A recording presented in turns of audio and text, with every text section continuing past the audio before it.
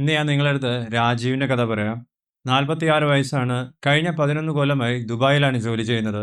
എല്ലാ മാസവും വീട്ടിലേക്ക് പണം അയക്കും. പുകവലിയില്ല, മദ്യപാനമില്ല.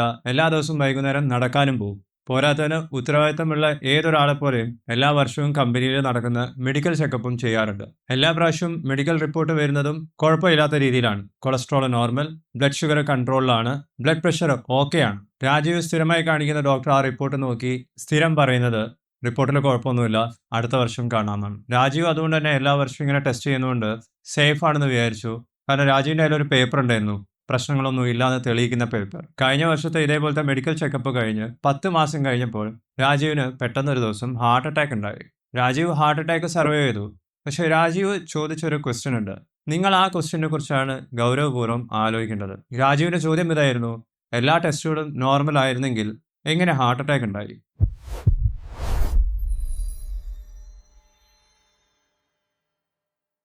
ഹായ്, ഞാൻ ഡോക്ടർ പ്രസൂൺ. മലയാളികളുടെ ഡിജിറ്റൽ ഹെൽത്ത് പാർട്ണറായിട്ടുള്ള ഡോഫുഡിയിലേക്ക് നിങ്ങൾക്ക് ഒരിക്കൽ കൂടി സ്വാഗതം. രാജീവിന്റെ ചോദ്യത്തിന്റെ ഉത്തരം ഇതാണ്: രാജീവിന് ഹാർട്ട് അറ്റാക്ക് ഉണ്ടാക്കാൻ കാരണക്കാരനായിട്ടുള്ള ടെസ്റ്റുകളൊന്നും ഉൾപ്പെടുത്തിയിട്ടുണ്ടായിരുന്നില്ല. ആ ടെസ്റ്റുകൾ ഏതൊക്കെയാണെന്നുള്ളത് നമുക്ക് ഈ വീഡിയോയിൽ നോക്കാം. 40 വയസ്സ് പ്രായം കഴിഞ്ഞിട്ടുള്ള അധികം ആൾക്കാരും സാധാരണ കൊളസ്ട്രോളിന്റെ ടെസ്റ്റുകൾ ചെയ്യും, ഷുഗറിന്റെ ടെസ്റ്റ് ചെയ്യും, ഇടയ്ക്ക് വേണമെങ്കിൽ ബ്ലഡ് പ്രഷറും നോക്കും. ഇതെല്ലാം അധിക കമ്പനിയുടെ ഹെൽത്ത് പാക്കേജസിന്റെ കൂടെ ഉൾപ്പെടുത്തിയിട്ടുള്ളതാണ്. നിങ്ങൾ ലാബിൽ പോയി ടെസ്റ്റുകൾ ചെയ്യുകയാണെന്നുണ്ടെങ്കിൽ ആ പാക്കേജിലും ഈ ടെസ്റ്റുകളൊക്കെ തന്നെയാണ് കാണുക. Fasting lipid profile, cholesterol, LDL cholesterol, HDL cholesterol, HbA1c, ഇതെല്ലാം 10-30 വർഷങ്ങൾ മുമ്പേ ഉണ്ടാക്കിയിട്ടുള്ള സ്റ്റാൻഡേർഡ്സ് ആണ്. ഇങ്ങനത്തെ ടെസ്റ്റുകളൊന്നും മോശമാണെന്നല്ല ഞാൻ പറയുന്നത്. ഇതെല്ലാം ബേസിക് ആയിട്ടുള്ള എല്ലാ കാര്യങ്ങളും മെഷർ ചെയ്യും. കുറേ വർഷത്തേക്ക് ഈ ടെസ്റ്റുകൾ തന്നെയായിരുന്നു നമുക്കുണ്ടായിരുന്ന ഏറ്റവും നല്ല ടെസ്റ്റുകളും. പക്ഷേ ശാസ്ത്രം മുമ്പോട്ട് പോയി, കാർഡിയോളജി അതും മുമ്പോട്ട് പോയിട്ടുണ്ട്. പക്ഷേ റുട്ടീനിൽ ചെയ്യുന്ന ഈ ബേസിക് ടെസ്റ്റുകളൊന്നും മുമ്പോട്ട് പോയിട്ടില്ല. ഇപ്പോഴത്തെ പുതിയ സയന്റിഫിക് റിസർച്ച് എല്ലാം പറയുന്നത് പുതിയ തരത്തിലുള്ള ടെസ്റ്റുകളെ കുറിച്ചാണ്. പുതിയ സ്റ്റഡീസിലെല്ലാം പറയുന്നത് LDL കൊളസ്ട്രോൾ, അതായത് നമ്മളെല്ലാവരും ചീത്ത കൊളസ്ട്രോൾ എന്ന് പറയുന്ന LDL കൊളസ്ട്രോൾ, അത് വെറും ഒരു എസ്റ്റിമേറ്റഡ് വാല്യൂ ആണ്. ഈ ഒരു ടെസ്റ്റ് ചെയ്യുന്നത് പാർട്ടിക്കിൾസിന്റെ അകത്തുള്ള LDL കൊളസ്ട്രോളിന്റെ അളവ് കണ്ടുപിടിക്കുക എന്നുള്ളതാണ്. ഈ ടെസ്റ്റ് ചെയ്യാത്തൊരു കാര്യം, നമ്മളുടെ രക്തത്തിൽ എത്ര ഡേഞ്ചറസ് ആയിട്ടുള്ള പാർട്ടിക്കിൾസ് വെറുതെ ഒഴുകി നടക്കുന്നുണ്ടെന്നുള്ളതാണ്. ഇങ്ങനെ ഡേഞ്ചറസ് ആയിട്ടുള്ള പാർട്ടിക്കിൾസ് ആണ് നമ്മളുടെ രക്തക്കുഴലിന് ഡാമേജസ് ഉണ്ടാക്കുന്നതും അവിടെ പിന്നീട് ബ്ലോക്ക് ഉണ്ടാക്കുന്നതും പ്രശ്നക്കാരനാവുന്നതും. ഒരേ പ്രായം, ഒരേ ഹൈറ്റും വെയിറ്റും ഉള്ള 2 പുരുഷന്മാർക്ക് സെയിം LDL കൊളസ്ട്രോൾ വാല്യൂ ഉണ്ടാവാം. അതിൽ ഒരാൾ സേഫ് ആയിരിക്കാം, മറ്റേയാൾ ഹാർട്ട് അറ്റാക്കിലേക്കായിരിക്കും പോയിക്കൊണ്ടിരിക്കുന്നത്. വെറും LDL കൊളസ്ട്രോളിന്റെയും ടോട്ടൽ കൊളസ്ട്രോളിന്റെയും ടെസ്റ്റ് ചെയ്ത് കഴിഞ്ഞാൽ ഇവരിൽ ആർക്കാണ് കൂടുതൽ റിസ്ക്, ഇവർക്ക് ആർക്കാണ് ഹാർട്ട് അറ്റാക്ക് വരാൻ സാധ്യതയുള്ളതെന്നുള്ളത് സാധാരണ ടെസ്റ്റിന് കണ്ടുപിടിക്കാൻ സാധിക്കില്ല. ഇപ്പം നിങ്ങൾ ആലോചിക്കുന്നത് ഇങ്ങനെയാണെങ്കിൽ ഏത് ടെസ്റ്റ് ചെയ്യുന്നല്ലേ? രാജീവ് ചെയ്യാത്ത ആ ടെസ്റ്റ് ഏതൊക്കെയാണെന്നുള്ളത് ഞാൻ പറഞ്ഞുതരാം. അതിൽ ആദ്യത്തേത് ApoB എന്ന് പറയുന്ന ടെസ്റ്റാണ്. ഇതിന്റെ ഫുൾ ഫോം അപ്പോലിപ്പോപ്രോട്ടീൻ B എന്നാണ്. ഈ ടെസ്റ്റിനെ കുറിച്ച് എളുപ്പത്തിൽ മനസ്സിലാവാൻ ഇങ്ങനെ ആലോചിച്ചാൽ മതി. നിങ്ങളുടെ രക്തം പോകുന്ന രക്തക്കുഴലുകൾ, ആർട്ടറീസ് എല്ലാം ഒരു വലിയ ഹൈവേ ആണെന്ന് വിചാരിക്കുക. കൊളസ്ട്രോൾ എന്ന് പറയുന്നത് ഈ ഹൈവേയിലൂടെ പോകുന്ന കാർഗോ ആണ്. അതായത് ഓരോ ട്രക്കിന്റെയും ലോറിന്റെയും മുകളിലുള്ള ലോഡ്.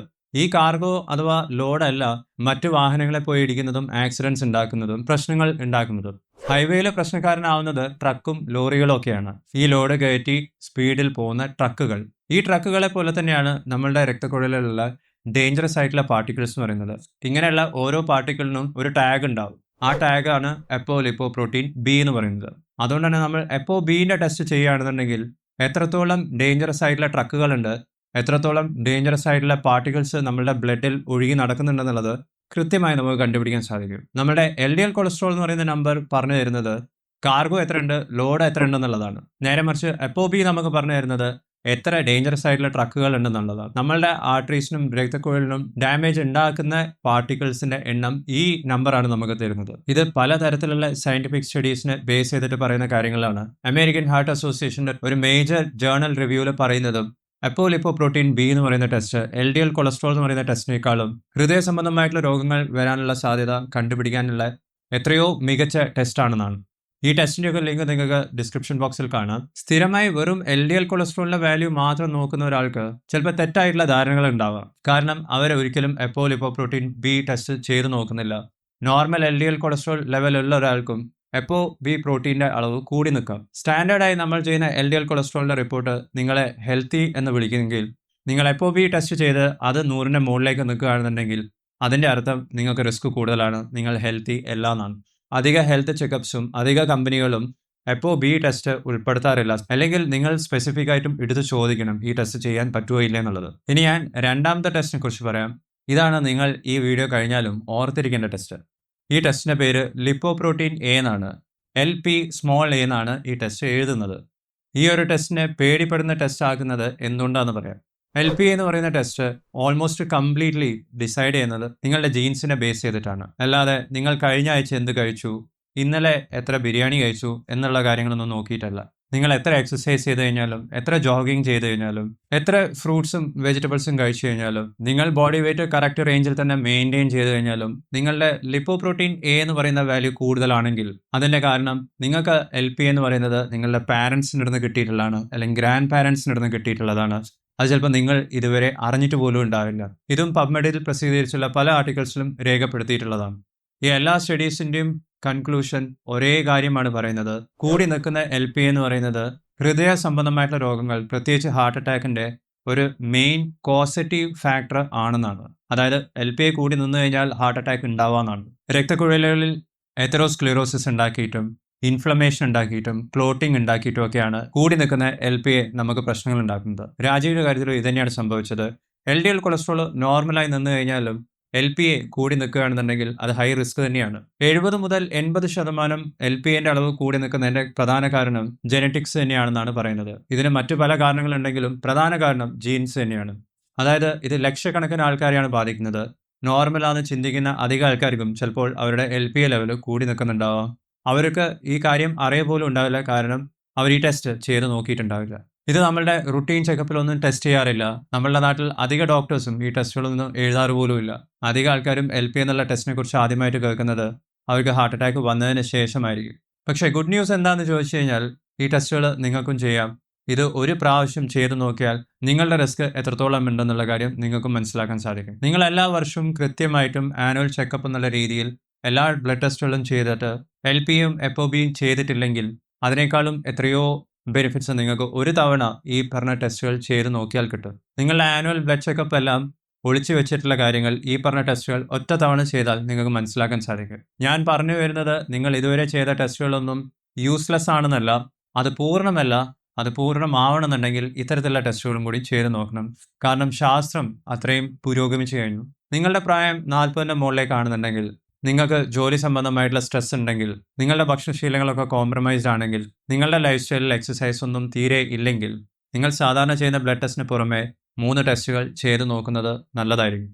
അതിലൊന്ന് FOB ആണ്, രണ്ടാമത്തത് LPA ആണ്, മൂന്നാമത്തത് ഒരു ഇൻഫ്ലമേറ്ററി മാർക്കറാണ്. ഇതിൻ്റെ പേര് HSCRP എന്നാണ്. നിങ്ങൾ ഈ ടെസ്റ്റിനെ കുറിച്ച് വളരെ ഡീറ്റെയിൽ ആയിട്ട് ഒന്നും പഠിക്കണമെന്നില്ല. പക്ഷെ അടുത്ത പ്രാവശ്യം മെഡിക്കൽ ചെക്കപ്പിൻ്റെ സമയത്ത് നിങ്ങൾ ഒരു കാര്യം കൂടി ചോദിക്കണം: FOBയും LPA എന്ന് പറയുന്ന ടെസ്റ്റും കൂടിയും പാനലിലേക്ക് ആഡ് ചെയ്യാൻ സാധിക്കുമോ ഇല്ല എന്നുള്ളത്. ഇനി നിങ്ങൾ ടെസ്റ്റുകളൊക്കെ ചെയ്ത് കഴിഞ്ഞാൽ അധികം ആൾക്കാരും സ്റ്റക്ക് ആവുന്നത് വേറൊരു സ്ഥലത്താണ്. അവർക്ക് കിട്ടുന്ന റിപ്പോർട്ടിൽ കുറേ നമ്പേഴ്സ് ഉണ്ടാവും. അവർക്ക് അതിൻ്റെ നോർമൽ റേഞ്ച് നോക്കി കാര്യങ്ങൾ മനസ്സിലാക്കാൻ ബുദ്ധിമുട്ടുണ്ടാവും. അടുത്ത തവണ ഹോസ്പിറ്റലിൽ പോകുമ്പോൾ ഡോക്ടറോട് ചോദിക്കാമെന്ന് വിചാരിച്ച് ഇവരത് അടുത്ത ആഴ്ചത്തേക്ക്, അടുത്ത മാസത്തേക്ക്, അടുത്ത വർഷത്തേക്ക് മാറ്റി വെച്ചുകൊണ്ടേയിരിക്കും. ഇനി അവസാനം ഹോസ്പിറ്റലിലെത്തി ഡോക്ടറിൻ്റെ മുമ്പിൽ ഈ റിപ്പോർട്ട് എത്തിയാൽ തന്നെ നിങ്ങളുടെ സംശയങ്ങളൊക്കെ ചോദിക്കുന്നതിന് മുമ്പേ അടുത്ത പേഷ്യൻ്റ് വെയിറ്റ് ചെയ്യുന്നതുകൊണ്ട് നിങ്ങൾക്ക് ഇറങ്ങി പോകേണ്ടിയും വരും. എൻ്റെ LPA ടെസ്റ്റ് എന്താണ് സൂചിപ്പിക്കുന്നത് ഡോക്ടറെ? ഈ കാര്യങ്ങളൊക്കെ ചോദിക്കുന്നതിൻ്റെ മുമ്പേ ആ കൺഫ്യൂഷനും ആ തിരക്കും കുറേ സമയം വെയിറ്റ് ചെയ്ത് നിൽക്കുന്നത് കാണുന്നതിൻ്റെ ബുദ്ധിമുട്ടും ഇങ്ങനെ ഉണ്ടാക്കുന്ന പ്രശ്നങ്ങളൊക്കെയാണ് നമ്മളെ കൊണ്ട് നേരത്തെ എടുക്കുന്ന ആക്ഷൻസിനെ ഡിലേ ചെയ്യിപ്പിക്കുന്നത്. ഈ ഗ്യാപ്പ് ക്ലോസ് ചെയ്യാൻ വേണ്ടിയിട്ടാണ് DO4D ഉള്ളത്. നിങ്ങളുടെ കയ്യിൽ ഒരു ടെസ്റ്റ് റിപ്പോർട്ട് ഉണ്ടെങ്കിൽ, നിങ്ങളുടെ മനസ്സിൽ ഒരു സംശയമുണ്ടെങ്കിൽ, നിങ്ങൾ ജോലി ചെയ്യുന്ന സ്ഥലത്ത് നിന്ന് ഒരു ദിവസം ലീവ് എടുത്ത് ഹോസ്പിറ്റലിലേക്ക് ഡ്രൈവ് ചെയ്ത് പോയി അവിടെ കുറേ മണിക്കൂറുകൾ ക്യൂവിൽ നിന്ന് അവസാനം ഡോക്ടറെ കണ്ടു കഴിഞ്ഞാൽ ഈ ക്വസ്റ്റ്യൻസ് ഒന്നും ചോദിക്കാൻ പറ്റാതെ തിരിച്ചു വരികയല്ല വേണ്ടത്. DO4Dയിൽ ഒരു ഡോക്ടറുമായി സംസാരിക്കുന്നത് വളരെ സിമ്പിളാണ്. നിങ്ങൾ ലോകത്ത് എവിടെയാണെന്നുണ്ടെങ്കിലും ഒരു ഡോക്ടറുമായി കണക്ട് ചെയ്യാൻ, അതും നിങ്ങൾക്കും കൂടിയും സൗകര്യമുള്ള സമയത്ത് കണക്ട് ചെയ്യാൻ ഈസിയാണ്. മണിക്കൂറുകൾ ക്യൂവിൽ നിൽക്കണമെന്നില്ല, ലീവ് എടുക്കണമെന്നില്ല. നിങ്ങളൊരു കൺസൾട്ടേഷൻ ബുക്ക് ചെയ്ത് കഴിഞ്ഞാൽ ആ കൺസൾട്ടേഷൻ നടക്കുന്നുള്ള കാര്യം ഉറപ്പുമാണ്. അതുകൊണ്ട് നീട്ടി കൊണ്ടുപോകേണ്ട ആവശ്യമില്ല. നിങ്ങളുടെ ഡോക്ടറുമായി നിങ്ങളുടെ റിപ്പോർട്ട് നിങ്ങൾക്ക് ഡിസ്കസ് ചെയ്യാൻ സാധിക്കുന്നതാണ്. നിങ്ങളുടെ സംശയങ്ങളൊക്കെ ദൂരീകരിക്കാനും സാധിക്കും. കാരണം ഈ പറഞ്ഞ ടെസ്റ്റുകളൊക്കെ ചെയ്യുന്നതും അതിനെക്കുറിച്ച് മനസ്സിലാക്കുന്നതും സ്റ്റെപ്പ് 1 മാത്രമേ ആവുന്നുള്ളൂ. ആ റിപ്പോർട്ട്സൊക്കെ എന്താണ് സൂചിപ്പിക്കുന്നത് എന്നുള്ളത് നിങ്ങൾ പറയുന്നത് കേൾക്കാൻ താല്പര്യമുള്ള ഒരു ഡോക്ടറുമായി ചർച്ച ചെയ്യുന്നതാണ് രണ്ടാമത്തെ സ്റ്റെപ്പ്. ഈ പറഞ്ഞ 2 സ്റ്റെപ്പും ഈസി ആയിരിക്കണം. രാജീവിന് ഇപ്പോൾ പ്രശ്നങ്ങളൊന്നുമില്ല. രാജീവ് FOB ടെസ്റ്റ് ചെയ്തു, LPA ടെസ്റ്റ് ചെയ്തു, രാജീവ് കൃത്യമായും സ്റ്റാറ്റിൻസും മറ്റു തരത്തിലുള്ള മെഡിസിൻസും കഴിക്കുന്നുണ്ട്, എക്സസൈസ് കണ്ടിന്യൂ ചെയ്യുന്നുമുണ്ട്. പക്ഷെ രാജീവ് എപ്പോഴും പറയുന്ന ഒരു കാര്യമുണ്ട്, ഈ പറഞ്ഞ ടെസ്റ്റുകളെ കുറിച്ചൊക്കെ ഞാൻ 10 വർഷം മുമ്പേ അറിഞ്ഞിരുന്നെങ്കിൽ എത്രയോ നല്ലതായിരുന്നു എന്നുള്ളത്. നിങ്ങൾ പക്ഷേ രാജീവിനെ പോലെയല്ല, നിങ്ങൾ ഈ ടെസ്റ്റുകളെ കുറിച്ച് ഇന്ന് തന്നെ കേട്ടു. അതുകൊണ്ട് നിങ്ങൾക്ക് ഇനി ആക്ഷൻസ് എടുത്താൽ മാത്രം മതി. വെറും കൊളസ്ട്രോളിന്റെ ടെസ്റ്റ് ചെയ്ത് അത് നോർമലാണെന്ന് വിചാരിച്ച് ഒന്നും ചെയ്യാതിരിക്കരുത്. നിങ്ങൾക്ക് ഹാർട്ട് ഡിസീസ് റിസ്ക് ഉണ്ടോ എന്ന് മനസ്സിലാക്കുന്ന ഈ 2 ടെസ്റ്റുകളും ഒരു തവണയെങ്കിലും ചെയ്ത് നോക്കുക. ടെസ്റ്റ് ചെയ്ത് നിങ്ങളുടെ റിപ്പോർട്ട് കയ്യിലെത്തി കഴിഞ്ഞാൽ നിങ്ങളുടെ ഡോക്ടറുമായി സംസാരിക്കാൻ ഡോ4ഡി ഉപയോഗിക്കുക. നമ്മൾ ജനിക്കുന്നതിന് മുമ്പേ തൊട്ട് പ്രവർത്തിച്ചു തുടങ്ങിയ ഹൃദയത്തിന്റെ ആരോഗ്യം കൂടി നമ്മൾ ശ്രദ്ധിക്കേണ്ടതാണ്. അതിനുവേണ്ടി ഈ ടെസ്റ്റുകൾ തീർച്ചയായിട്ടും ഒരു തവണയെങ്കിലും ചെയ്ത് നോക്കുക. ഈ വീഡിയോ നിങ്ങൾക്ക് ഇഷ്ടപ്പെട്ടിട്ടുണ്ടെങ്കിൽ ലൈക്ക് ചെയ്യുക, ചാനൽ സബ്സ്ക്രൈബ് ചെയ്തതിന് നന്ദി. ഞാൻ നിങ്ങളെ നെക്സ്റ്റ് വീഡിയോയിൽ കാണാം. ബൈ.